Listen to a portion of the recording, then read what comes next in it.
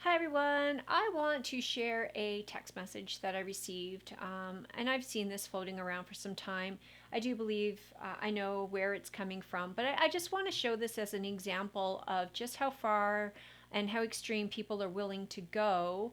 Um, an outright lie about people and or organizations when they don't agree with maybe the strategies that's being taken and or being opposed. And so, I want to bring some parallels here to what I went through with the People's Party of Canada when I challenged with Maxime Bernier as the candidate here, the Conservative Party of Canada. Apparently you're not allowed to challenge a leader or another conservative organization, even if they do not happen to follow through on their promises. So I want to read this to you because I think it's very interesting. And here it is. It's the truth behind, I'm sorry, just going to line it up here so that I can read it for you. The truth behind the 1905 committee. Now, this is not me saying this. This is somebody on Twitter. I love the Twitter warriors. And they have written this. And in their opinion, the truth behind 1905 committee, the plan to hold Danielle Smith, Premier, accountable is an outright lie. Well, that's their opinion. They can't back that up with any fact or any evidence, but yet they feel justified in sharing their opinion publicly as if it's truth. This is the problem I have issue with. If she or he had come out and said the plan to hold, in my opinion, is an outright lie is one thing, but to state it as a statement of fact is, well, who's the one doing the lying? They are. The 1905 committee was schemed up. Okay, yeah, it's really a scheme. It's been very public. We've been very clear about what it is that we're trying to do, very professional in our messaging, very professional in our conducting of surveys, very professional in our website, but we're schemed up and created by our enemies. Well, you know what? To this individual, please do share who your enemies are because. Last time I checked, I'm very much a conservative, probably further right than most, granted. And of course, I am very happy to address those enemies, who they may be, to infiltrate, mislead, and subvert the UCP membership base that was responsible for removing Kenny and installing Danielle Smith into power. Well, I was part of that UCP membership base that was responsible for moving Jason Kenney and campaigned very much in trying to install Danielle Smith into power. So I'm confused here. Which side of that fence do I actually fall on now? Am I in the subversion group here, or am I on the group that's being the victim? Oh my goodness, that's us poor UCP membership who are obviously incapable of thinking for ourselves or making decisions according to this person. We're not that gullible, whoever this is. It's like, come on. The plan to hold Danielle Smith accountable is a secret plan. Okay, it's non-existent, but it's a secret plan being hatched by the World Economic Forum to remove Danielle Smith as the premier at the upcoming United Conservative Party annual general meeting being held in November 2024. Again, if you have evidence that the World Economic Forum is actually hatching a plan to remove our premier, I would love to know about it because, boy, hey, you give me some evidence, I'm all over that. The 1905 committee, with the help of their subversive conspirators, such as the likes of Bob Laone, who has nothing to do with the 1905, Dale Richardson, again, has nothing to do with 1905, and Marco van Hugenbos, involved in the attempted hostile takeover of TBA. Wow. Marco has been a huge supporter of 1905. There is no denying that. He certainly has been very instrumental in helping us to get the message out. But again, doesn't sit as a director on the committee of 1905. But I love that. Involved in the attempted hostile takeover of TBA. We'll be initiating the same mechanism at the UCP AGM that was used to remove Jason Kenney from power. That mechanism is a leadership review. Wow, okay, bum, bum, bum. The 1905 committee has illegally, again, making a statement as fact. This is called slander to whomever wrote this, and you open yourself up to liability because this accusation was actually made and put out from the UCP executive to the 1905 committee, and we promptly replied, please provide us with your evidence, please provide us with your proof, because this is a slanderous statement and definitely not accurate about illegally gaining access to UCP membership lists and robocalling UCP members offering to pay for the cost of the UCP AGM tickets if they promise to attend and vote against Danielle Smith in a leadership review. There is nowhere that you will ever find that we have asked people to vote against Danielle in a leadership review. In fact, every video, every piece of information that we have, anytime I have ever spoken on any interview, any group, any organization, I have been very clear that is between you and your conscience. The leadership review is up to you as to how you choose to exercise your vote. And at this point, what we have been asking people to do is to support our policies. We are about principles, one rule of law that applies to everybody. This individual probably disagrees with that because here we have Miss Danielle Smith, our premier, who's obviously being propped up on a pedestal and is apparently untouchable, not allowed to be criticized in any way, shape, or form. That sounds more like a cult to me than a government. But you know what? You make that decision for yourself. I would like to know where the group of misfits is able to generate enough money to pay for all this. This is WEF level funding. This person seems to be very familiar with the WEF funding and their plans. Maybe they're WEF themselves and are making sure that Danielle is going to be removed because it's not me. And I'm not familiar where the funding for all the WEF stuff comes from. Hey, if it's the donors that are listed on our third-party website, our third-party affiliates website for our advertising with Elections Alberta, it's all listed right there. Please, by all means, go take a look, check it out yourself. The reality is like, again, these are very slanderous statements. This is how far people who fall in love with their leaders are willing to go when those leaders are challenged, even if those challenges are legitimate and just being honest and upfront. Am I being a cheerleader for Danielle Smith right now? Absolutely not. But I've never known government to change when you sit there and go, oh, pretty please, can you make that happen? And ask with a smile. It just doesn't work that way. So unfortunately, we've been somewhat aggressive in our messaging. Yes, we have called out Danielle Smith on the broken promises. And are we going to continue to do that? You bet we are.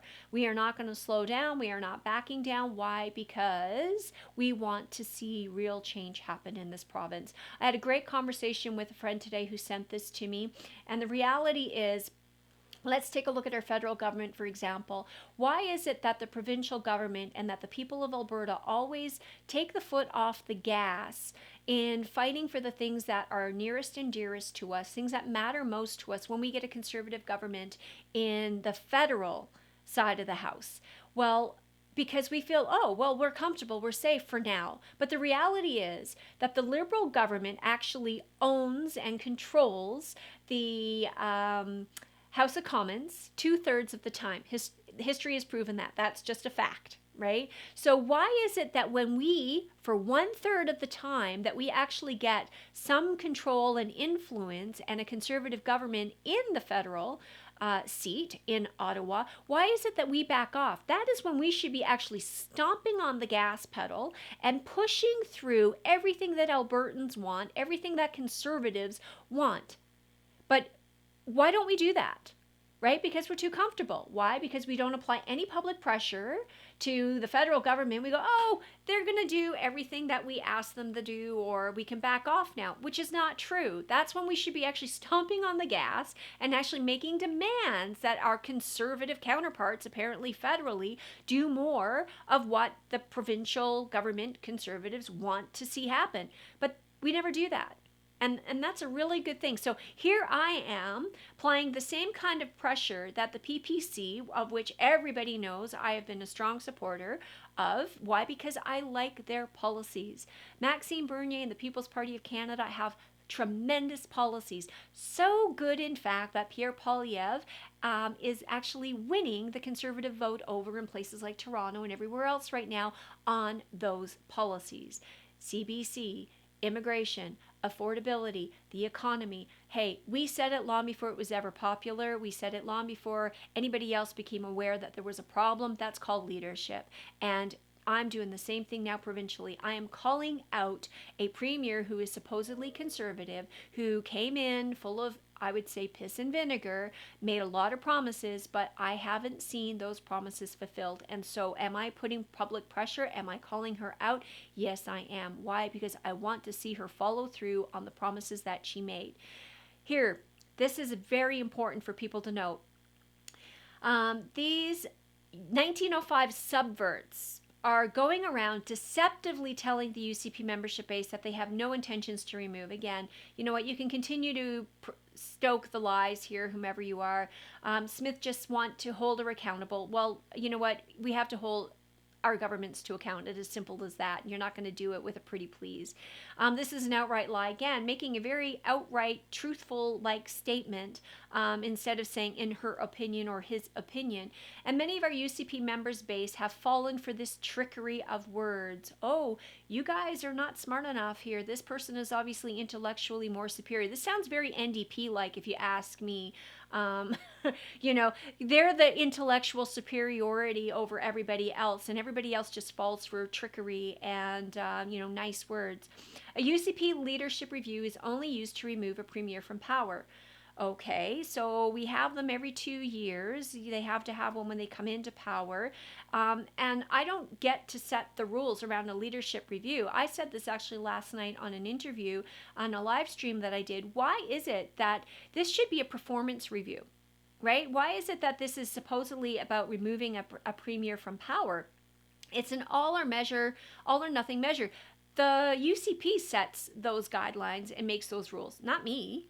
Right? Either the sitting premier has the confidence of the party's membership resulting in a positive vote and remains as premier, or the premier does not have the confidence of the party's membership resulting in a lost membership review vote and is then required to step down resulting.